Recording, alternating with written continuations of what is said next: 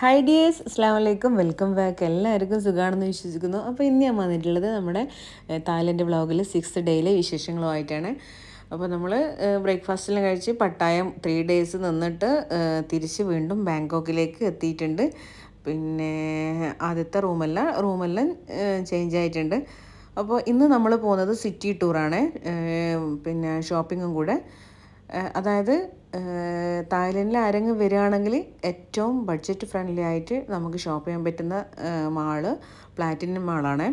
2-3 മാളുണ്ട്, പക്ഷേ ഏറ്റവും നമ്മൾ എന്താ പറയുക, നമുക്ക് ബഡ്ജറ്റ് ഫ്രണ്ട്ലി ആയിട്ട് ഷോപ്പ് ചെയ്യാൻ പറ്റുന്നൊരു മാളിത്. നമ്മൾ അത്യാവശ്യ സാധനങ്ങളെല്ലാം ഇവിടുന്ന് ഷോപ്പ് ചെയ്തിട്ടുണ്ട്. അതിൻ്റെ മുന്നിൽ പട്ടായനെ നമ്മൾ ഷോപ്പിംഗ് തുടങ്ങിയിട്ടുണ്ട്. അതായത് ഈ ഒരു മാളെന്ന് പറയുന്നത് നമ്മളെ മസ്കറ്റിൽ ഇപ്പോൾ ചൈന മാർക്കറ്റിൽ ഒരു 6-7-8 നില ഉള്ള പോലെ എല്ലാം ഒരു സ്ഥലത്ത് നിന്ന് തന്നെ നമുക്ക് കിട്ടും. ഇപ്പോൾ ഷർട്ട് എന്തായിക്കോട്ടെ ഓരോന്നും ഓരോരോ ഫ്ലോറിലായിട്ടാണ് ഉള്ളത്. ഒരുപാട് പിന്നെ വീഡിയോ എല്ലാം എടുക്കാമെന്ന് വിചാരിച്ചതാണ്, പക്ഷേങ്കിൽ എൻ്റെ ഫോണിൽ സ്പേസ് വളരെ കുറവ്. അതായത് തായ്ലൻഡിൽ വന്നപ്പം തന്നെ 700-750 വീഡിയോകൾ എടുത്തിട്ട് സ്പേസ് കുറവായതിനെ കൊണ്ട് ഷോപ്പ് ചെയ്യുന്ന വീഡിയോ അധികം വേണ്ടല്ലോ. ഓരോരോ സ്ഥലങ്ങൾ കാണിക്കല്ലേ ചെയ്യേണ്ടതെന്ന് വിചാരിച്ചിട്ട് പിന്നെ ഷോപ്പ് ചെയ്യുന്ന വീഡിയോ ഒന്നും എടുത്തില്ല. അങ്ങനെ ഷോപ്പിങ്ങെല്ലാം കഴിഞ്ഞ് ഈവനിങ് വന്ന് പിന്നെ മുഹമ്മദിൻ്റെ റീൽസ് എടുക്കാൻ വേണ്ടിയിട്ട് കുറച്ച് സമയം സ്പെൻഡ് ചെയ്ത്, പിന്നെ എന്താ പറയുക, കുട്ടികളെല്ലാം പിന്നെ സ്വിമ്മ് ചെയ്ത് അങ്ങനെ ഒന്ന് സാധാരണ എപ്പോഴും ചെയ്യുന്ന പോലെ തന്നെ വൈകുന്നേരം ഒന്ന് വന്ന് റെസ്റ്റ് എടുത്ത് എന്നിട്ട് നമ്മൾ പിന്നെ വീണ്ടും നൈറ്റിൽ നമ്മൾ പോയി. പക്ഷേ നമ്മൾ കൂടെ ആരും വന്നില്ല, നമ്മൾ മാത്രം, നമ്മൾ ലേഡീസും പിന്നെ കുട്ടികളും കൂടി ജസ്റ്റ് സിറ്റിയിലൂടെ ഇങ്ങനെ നടന്ന് കാഴ്ചകൾ കാണലും. അതായത് ഇവിടെ ഒരു ഫേമസ് ഇതാണല്ലോ 7-Eleven. കുറേ കാണുന്നിടത്തെല്ലാം ആ 7-Eleven ഉണ്ട്. അപ്പം അവിടെയെല്ലാം കയറിയിട്ട് കുട്ടികൾക്ക് വേണ്ടുന്ന സാധനങ്ങളെല്ലാം വാങ്ങി. ചെറിയ സാധനങ്ങളുണ്ടാവുമല്ലോ കുട്ടികൾക്ക് ആവശ്യമുള്ള, അങ്ങനെയുള്ള സാധനങ്ങളെല്ലാം വാങ്ങിയിട്ടുണ്ട്. പിന്നെ ഇന്നത്തെ ഒരു ദിവസത്തെ വ്ളോഗ് ഞാൻ പറഞ്ഞല്ലോ തീരെ എടുത്തിട്ടില്ല.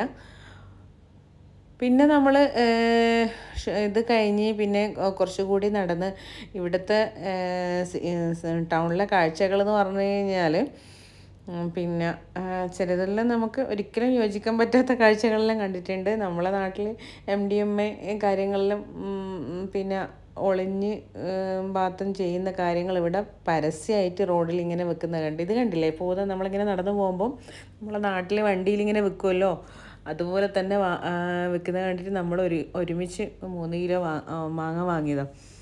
അങ്ങനെയുള്ള നമ്മളെ നാട്ടിലുള്ള ഏകദേശം കാഴ്ചകളെല്ലാം ഇവിടെ ഉണ്ട്. ഓട്ടോ ചില റോഡിലൂടെ നമ്മൾ യാത്ര ചെയ്യുമ്പോൾ നമ്മൾ വിചാരിക്കും നമ്മുടെ നാടാണോ. ചില റോഡ് ശരിക്കും എനിക്ക് തലശ്ശേരി ടൗൺ പോലെയെല്ലാം തോന്നിയിട്ടുണ്ട്. പിന്നെ ചില ഭാഗങ്ങളിലും ഭയങ്കര ഭംഗിയാണ് കാണാൻ, ചിലത് നമ്മളെ നാട്ടിലൂടെ യാത്ര ചെയ്യുന്ന ഒരു ഫീല്. ഇതിലൂടെയെല്ലാം നടന്നു പോകുമ്പോൾ ഭയങ്കര വൈബാണ്. ഭയങ്കര എല്ലാ സൈഡിൽ നിന്നും പാട്ടും ബഹളവും, എന്താ പറയുക, നമ്മളെ റൂമിൻ്റെ അടുത്ത് നിന്ന് ഒരു 5-10 മിനിറ്റ് നമ്മളിങ്ങനെ റൗണ്ട് അടിച്ച് നടന്നത്. അപ്പം കാണുന്ന കാഴ്ചകളായത്. ശരിക്കും നമ്മൾ വണ്ടിയിലെല്ലാം പോകുമ്പോൾ നമുക്ക് ഇതുപോലെ ആസ്വദിച്ചിട്ട് പോകാൻ കഴിയില്ല. അതുപോലെ ആണുങ്ങന്മാരുണ്ടെങ്കിലും കഴിയില്ല. നമ്മൾ മാത്രം ജസ്റ്റ് ഒന്നങ്ങ് ഇറങ്ങി നടന്നതാണ്. പിന്നെ ഓട്ടോ കണ്ടില്ലേ ഇതിലേ പോകുന്നത്.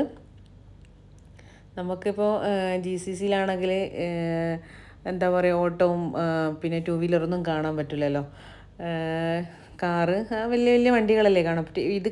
ഇങ്ങനെയുള്ള സ്ഥലങ്ങൾ ചില സമയം, അതുകൊണ്ടാണ് ഞാൻ പറഞ്ഞത് നമുക്ക് നാട്ടിൽ അത് നാടാണോ എന്ന് തോന്നിപ്പോവും. പിന്നെ അതുപോലെ പോകുന്ന വഴിക്കെല്ലാം പിന്നെ നല്ല ഫ്രഷ് ഫ്രൂട്ട്സ് കട്ട് ചെയ്തിട്ട് അടിപൊളിയായിട്ട് വെച്ചിട്ടുണ്ട്. അത് കണ്ടാൽ തന്നെ നമ്മളോട് വാങ്ങിയിട്ട് കഴിച്ചു പോകും. പിന്നെ അതുപോലെ ഇന്ത്യൻ റെസ്റ്റോറൻറ്റ് ഇഷ്ടം പോലെ ഉണ്ട്. നമ്മൾ എല്ലാ ദിവസവും മൂൺ റെസ്റ്റോറൻറ്റിലാണ് പോയത്. ഇവിടുത്തെ നമ്മളെ റൂമിലെ തൊട്ടടുത്തുള്ള, കാരണം നമുക്കതാണ് ഇവർ ട്രാവൽസ് എന്ന് പറഞ്ഞു തന്നിട്ടുള്ളത്. കുറച്ച് ദൂരം നടന്ന് പോയ സമയത്താണ് മനസ്സിലാകുന്നത് ഇഷ്ടം പോലെ ഇന്ത്യൻ റെസ്റ്റോറൻറ്റ് ഉണ്ട് എന്നുള്ളത്. അങ്ങനെ അന്നത്തെ രാത്രി അവിടെ കഴിഞ്ഞ് പിറ്റേ ദിവസം രാവിലെ നമ്മൾ പോവാണ്. അതായത് ലാസ്റ്റ് ഡേ 7th ഡേ. പിന്നെ ഇതെന്താ കണ്ടില്ലേ, ട്രെയിന് പോകാൻ വെയിറ്റ് ചെയ്യുന്നതാണ്. നമ്മളെ നാട്ടിൽ ഭയങ്കര സേഫായിട്ടല്ലേ ട്രെയിനിൽ പോയി കഴിഞ്ഞ് 1-2 മിനിറ്റ് കഴിഞ്ഞതിന് ശേഷം ആൾ മെല്ലെ എണീറ്റ് വന്ന് അത് തിരിച്ച് അതിൻ്റെ ഗേറ്റ് ഓപ്പൺ ആക്കുക. ഇതങ്ങനെയൊന്നുമില്ല, ട്രെയിൻ കംപ്ലീറ്റ് പോയി തീർന്നിട്ടില്ല, അപ്പോഴേക്ക് ഗേറ്റ് ഓപ്പൺ ആക്കിയാണ്. അപ്പോൾ നമ്മൾ ഇന്നിപ്പോൾ ഇതാ ഇവിടെ എത്തിയിട്ടുള്ളത് ഫസ്റ്റായിട്ട് വന്നിട്ടുള്ളത് ബാങ്കോക്കിലെ ഫേമസ് ടെമ്പിളിലാണ്, ഗോൾഡൻ ബുദ്ധ ടെമ്പിളിലാണ് നമ്മൾ വന്നിട്ടുള്ളത്. പിന്നെ അതായത് ഇവിടെ എല്ലാം എന്തായാലും കാണണം, ഒരുപാട് കറങ്ങിക്കാണാനുണ്ട്, കാണേണ്ട ഒരു ടെമ്പിൾ തന്നെ. നമ്മളെ നാട്ടിലെ ടെമ്പിളും ഇതൊന്നും കമ്പയർ ചെയ്ത് കഴിഞ്ഞ് കഴിഞ്ഞാൽ വേറെ തന്നെ ഒരു ലെവലായി ടെമ്പിള്. അവിടെ ടെമ്പിൾ കയറുന്ന സമയത്ത് തന്നെ അവിടെ എഴുതി വെച്ചിട്ടുണ്ട്, പിന്നെ ചെരുപ്പ് കഴിച്ചിടണം, അതുപോലെ തന്നെ സ്ലീവ്ലെസ് ഡ്രസ്സ് ധരിക്കാൻ പാടില്ല, അതുപോലെ ഹാറ്റ് വെക്കാൻ പാടില്ല, കുറച്ച് റൂൾസ് അവിടെ എഴുതി വെച്ചിട്ടുണ്ട്. അങ്ങനെ നമ്മളിത് മേലെ കയറിയിട്ട് ചെരുപ്പ് അഴിച്ചിടാൻ വേണ്ടിയിട്ട് എല്ലാവരും പോയതാണ്. പിന്നെ ഇങ്ങനെ കാണുന്ന ഭാഗം തന്നെ, അതായത് പേര് പോലെ തന്നെ, പേര് ഗോൾഡൻ ബുദ്ധ ടെമ്പിൾ എന്നാണല്ലോ, ബാങ്കോക്കിലെ തന്നെ ഏറ്റവും വലിയ സ്റ്റാച്യു ആണ് ഇത്, ഏറ്റവും വലിയ ടെമ്പിളാണിത്. പിന്നെ കാണുന്ന ഭാഗം എല്ലാം തന്നെ ഗോൾഡിൽ പ്ലേറ്റ് ചെയ്തിട്ടാണ് ഉള്ളത്. ഇതാണ് ബുദ്ധയുടെ ഗോൾഡൻ ബുദ്ധ സ്റ്റാച്യു എന്ന് പറയുന്നത്. ഈ സ്റ്റാച്യു ഏകദേശം 5.5 ടൺ സോളിഡ് ഗോൾഡിൽ കവർ ചെയ്തതാണ്. അതായത് ഇതിൻ്റെ വാല്യൂ എന്ന് പറയുന്നത് ഏകദേശം 250 മില്യൺ വാല്യൂ ആണ് വരുന്നത്. അത്രയും ഫേമസ് ആയിട്ടുള്ള ഒരു സ്റ്റാച്യു ആയത്. അപ്പോൾ അവിടെ എല്ലാവർക്കും എന്നല്ല, വിശ്വാസമുള്ള ആൾക്ക് അവിടെ നിന്ന് പിന്നെ പൂവും അതുപോലെ തന്നെ വേറെ ഒരു എന്താ പറയുക, എനിക്ക് പേര് കിട്ടുന്നില്ല, അത് അവിടെ നിന്ന് വാങ്ങിച്ചിട്ട് അതവിടെ വെക്കുക, എന്നിട്ട് പ്രാർത്ഥന എല്ലാം ചെയ്യാം. പിന്നെ അവർ വീഡിയോ എടുക്കരുതെന്ന് പറയുന്നുണ്ട്. ഞാനെങ്ങനെയോ അത്യാവശ്യം കഷ്ടപ്പെട്ടിട്ട് എടുത്ത വീഡിയോ, കാണാണ്ട് അവർ ഫോട്ടോ മാത്രം എടുത്താൽ മതി എന്നാണ് പറഞ്ഞിട്ടുള്ളത്. അതുപോലെ തന്നെ കുറേ കാഴ്ചകൾ എടുത്തിട്ടില്ല, വീഡിയോ എടുക്കാൻ പാടില്ല എന്ന് അവിടെ എഴുതി വെച്ചിട്ടുമുണ്ട്. നമ്മൾ വേഗം തന്നെ ഇറങ്ങിയിട്ടുണ്ട് അവിടുന്ന് ഉള്ളിൽ നിന്ന്. പിന്നെ പുറത്ത് ഒരുപാട് ഞാൻ പറഞ്ഞില്ല, 2-3 മണിക്കൂർ കറങ്ങിയിട്ട് കാണേണ്ട കാഴ്ചകളുണ്ട്. ആ കയറുന്ന ഭാഗത്ത് തന്നെ കണ്ടില്ലേ, ഇവിടെ വാഴക്കുല കണ്ടില്ലേ, അപ്പോൾ അതിൻ്റെ അടുത്ത് നിന്നിട്ട് ഇവിടെ ഒരാൾ ഫോട്ടോ വീഡിയോയിൽ എടുക്കുന്നുണ്ടേ. പിന്നെ അതുപോലെ തന്നെ ഇറങ്ങിക്കഴിഞ്ഞ് കഴിഞ്ഞാലും പ്രാർത്ഥനകൾ കുറേ സ്ഥലത്ത് ചെറുതായിട്ട് ഇങ്ങനെ ഓരോരോ ഭാഗത്ത് സ്റ്റാച്യു ഉണ്ട്. പിന്നെ അതുപോലെ പ്രാർത്ഥനകൾ നടക്കുന്നുണ്ട്. നമുക്ക് എല്ലാ ഏരിയയിലേക്കും അങ്ങ് കയറി ചെല്ലാൻ പറ്റില്ലല്ലോ, അതുകൊണ്ട് നമ്മൾ കുറേ ആൾ പോയിട്ടില്ല, കുറേ ആൾ അവിടെ തന്നെ നിന്നിട്ടുണ്ട്. അപ്പോൾ ഇതാണ് വ്യൂ, ബാങ്കോക്കിലെ വേൾഡിൽ തന്നെ ഫേമസ് ഗോൾഡൻ ബുദ്ധ ടെമ്പിൾ എന്ന് പറയുന്നത് ഇതാണ്. അങ്ങനെ നമ്മൾ കറങ്ങിക്കണ്ട്. പിന്നെ അതിന് ശേഷം കുറേ ഫോട്ടോയും വീഡിയോ എല്ലാം എടുത്തിട്ടുണ്ട്. പിന്നെ നമ്മൾ പോയിട്ടുള്ളത് ഗ്രാൻഡ് പാലസിലേക്കാണ് പോയിട്ടുള്ളത്. അതും എല്ലാം ഈ ബാങ്കോക്കിൽ ഈ ടെമ്പിളെല്ലാം ഏകദേശം 10-15 മിനിറ്റ് ട്രാവൽ ചെയ്താൽ കാണാൻ പറ്റുന്ന, അടുത്ത് തന്നെയാണ്, ബാങ്കോക്ക് സിറ്റിയിൽ തന്നെ, എല്ലാം അടുത്തടുത്ത് തന്നെ. പിന്നെ അപ്പം ഗ്രാൻഡ് പാലസ് കാണാൻ വേണ്ടിയാണ് പോകുന്നത്. അതുപോലെ തന്നെ ഇന്നത്തെ വിസിറ്റിംഗ് പ്ലേസിൽ മാർബിൾ ടെമ്പിളുണ്ട്, അതുപോലെ വാട്ടറൂണുണ്ട്. പക്ഷേ മാർബിൾ ടെമ്പിൾ പിന്നെ നമ്മൾ വിസിറ്റ് ചെയ്തിട്ടില്ല, കുറച്ച് എല്ലാവരും ലേറ്റായി, ടയർഡായി അങ്ങനെ. അപ്പം ഗ്രാൻഡ് പാലസിലേക്ക് നമ്മൾ വണ്ടി പാർക്ക് ചെയ്തിട്ട് നടന്നു പോകുന്ന വഴിയാണ് ഈ ആമ്പൽ കാണുന്നത്. ചില കാഴ്ചകൾ ഞാൻ പറഞ്ഞല്ലോ, നമ്മളെ നാട് തന്നെ ഓർമ്മ വരും. അപ്പോൾ ഒരുപാട് നടക്കാനുണ്ട്. എവിടെ ആര് ടൂറ് പോയാലും അതായത് നമ്മൾ പോകുന്ന വണ്ടി ഈ എത്തുന്നതിനൊരു ലിമിറ്റ് ഉണ്ടല്ലോ, അത് കഴിഞ്ഞ് കഴിഞ്ഞാൽ നമ്മൾ പാർക്ക് ചെയ്തിട്ട് ഇതുപോലെ കുറേ എല്ലാ സ്ഥലത്തുനിന്നും നടക്കേണ്ട വന്നിട്ടുണ്ട്. എവിടെ പോയാലും നമ്മൾ ലാസ്റ്റ് ടൈം ട്രിപ്പ് പോയ സമയത്തെല്ലാം അങ്ങനെ തന്നെ കുറച്ചധികം നടന്ന് കാണേണ്ട കാഴ്ചകളുണ്ടാവും. പിന്നെ അതുപോലെ ഈ ഒരു ടൈം എന്ന് പറയുന്നത് ഒരു 12-12:30 ആ ഒരു ടൈമാണ്. നല്ല വെയിലും ചൂടും എല്ലാം ഉണ്ടായിരുന്നു. പിന്നെ പക്ഷേ നടന്നങ്ങെത്തി അവിടുത്തെ കാഴ്ചകൾ കണ്ടു കഴിഞ്ഞാൽ അടിപൊളിയാണ്. എന്താ പറയുക, നല്ല വേറെ തന്നെ ഒരു നല്ലൊരു വേറിട്ട ഒരു കാഴ്ച തന്നെ. എല്ലാവരും കുടയും എല്ലാം എടുത്തിട്ടുണ്ട്. നമ്മൾ പിന്നെ ഹാറ്റ് എടുത്തിട്ടുണ്ട്, എന്നാലും നല്ല വെയിലുണ്ട്. ഒരുപാട് ആളുണ്ട് ഇതിൻ്റെ ഉള്ളിലേക്ക്. പിന്നെ അതുപോലെ തന്നെ ഇവിടുത്തെ ടിക്കറ്റ് റേറ്റ് എന്ന് പറയുന്നത് 500 ബാത്താണെന്ന് തോന്നുന്നത്, എനിക്ക് കറക്റ്റ് ഓർമ്മയില്ല. ഞാൻ പറഞ്ഞല്ലോ, ലാസ്റ്റ് ടൈം ഞാൻ വീഡിയോയിൽ പറഞ്ഞല്ലോ, എല്ലാ ഇതിലേക്കും കയറണമെങ്കിൽ നല്ലൊരു എമൗണ്ട് ടിക്കറ്റ് റേറ്റ് ആയിട്ട് കൊടുക്കണം. അപ്പോൾ ഇതാണ് ഗ്രാൻഡ് പാലസ് എന്ന് പറയുന്നത്. ഏത് ഭാഗത്താ എന്നാ വീഡിയോ എടുക്കേണ്ടതെന്ന് മനസ്സിലാവില്ല. കാരണം നമുക്ക് കംപ്ലീറ്റ് വ്യൂ കിട്ടുന്നില്ല. ഓരോ സ്ഥലത്ത് പോയിട്ട് ചെറുതായിട്ടാണ് കാണുന്നത്. അപ്പോൾ ജസ്റ്റ് ഞാനൊന്ന് റൗണ്ട് അടിച്ചിട്ട് ഒന്ന് വീഡിയോ എടുത്ത് നടന്ന് കാണാൻ പറ്റുന്ന എത്രത്തോളം കാണാൻ പറ്റുന്ന അത്രയും നമ്മൾ നടന്നിട്ട് കണ്ടിട്ടുണ്ട്. വെയിലായിട്ട് പോലും ഇഷ്ടംപോലെ, ഞാൻ പറഞ്ഞല്ലോ, ഇഷ്ടംപോലെ ആൾക്കാരുണ്ട്. പിന്നെ നമ്മൾ അവിടേക്ക് കയറിയിട്ടുണ്ട്, ചെരുപ്പെല്ലാം അഴിച്ച് വെച്ചിട്ട് കയറിയിട്ടുണ്ട്. ഇവിടുത്തെ ഏത് ടെമ്പിളിൽ എവിടെ പോയി കഴിഞ്ഞാൽ ഇവിടുത്തെ കൊത്തുപണികളാണ് ഭയങ്കര സംഭവം.